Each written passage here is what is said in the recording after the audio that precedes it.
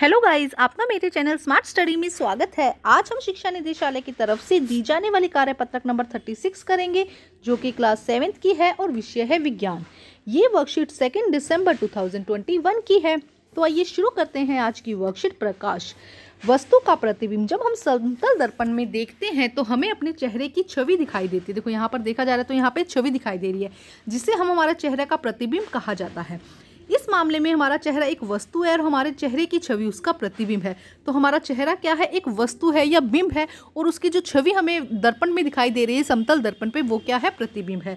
क्रियाकलाप। जब हम एक जलती हुई मोमबत्ती को समतल दर्पण के सामने रखते हैं तो इस प्रकार मोमबत्ती एक वस्तु है और समतल दर्पण में मोमबत्ती की छवि क्या हो जाएगा, उसका प्रतिबिंब हो जाएगा।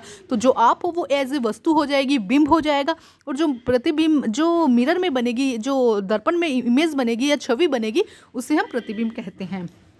समतल दर्पण में देखा गया है कि मोमबत्ती का प्रतिबिंब सीधा और वस्तु के समान आकार का होता है। जो प्रतिबिंब समतल दर्पण में बनता है वो कैसा होता है, सीधा होता है और वस्तु के समान आकार का होता है।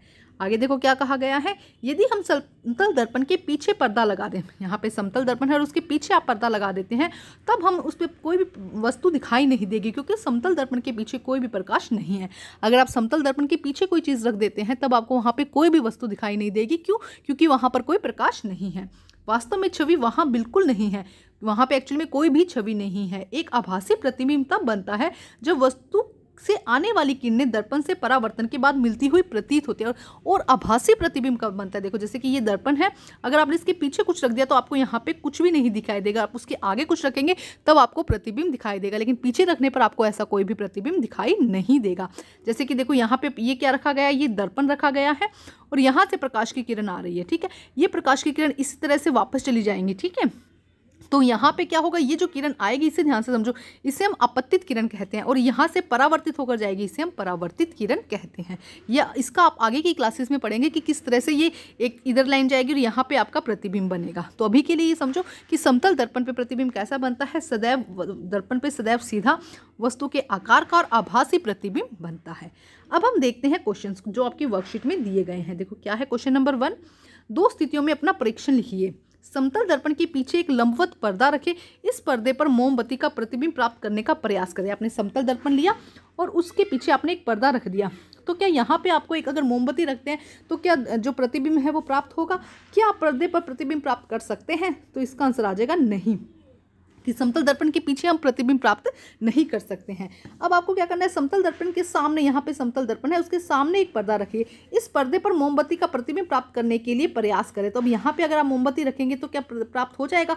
तो अब आप लिखेंगे कि हाँ, अब हम क्या कर सकते हैं, समतल दर्पण पर प्रतिबिंब को प्राप्त कर। यहाँ एक सेकेंड देखो क्या कहा गया, ध्यान से, एक सेकेंड ध्यान से समझो।